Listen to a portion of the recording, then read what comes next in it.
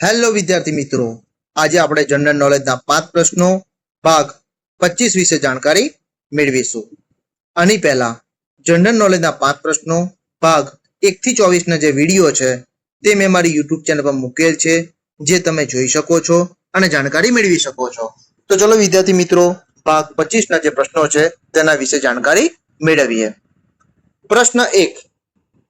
ભારતના રાષ્ટ્રપતિ તેમનું રાજીનામું કોને આપે છે? વિકલ્પ એ ગૃહપ્રધાનને, વિકલ્પ બી વડાપ્રધાનને, વિકલ્પ સી ઉપરાષ્ટ્રપતિને કે વિકલ્પ ડી સ્પીકરને.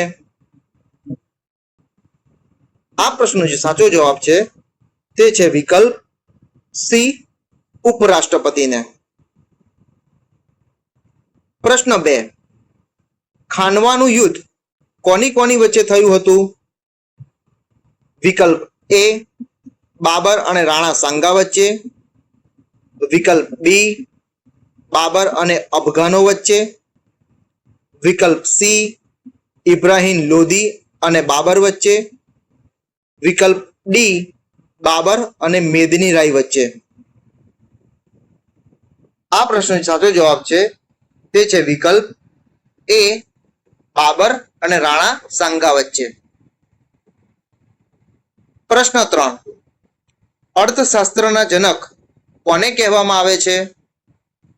વિકલ્પ એ કોટલરને, વિકલ્પ બી માર્શલને, વિકલ્પ સી જેમ્સ સ્મિથને કે વિકલ્પ ડી એડમ સ્મિથને. આ પ્રશ્નનો સાચો જવાબ છે વિકલ્પ ડી એડમ સ્મિથને. પ્રશ્ન 4. ભારતીય પંચાંગનો છેલ્લો માસ કયો છે? વિકલ્પ એ વૈશાખ, વિકલ્પ બી ફાગણ, વિકલ્પ સી આસો કે વિકલ્પ ડી શ્રાવણ.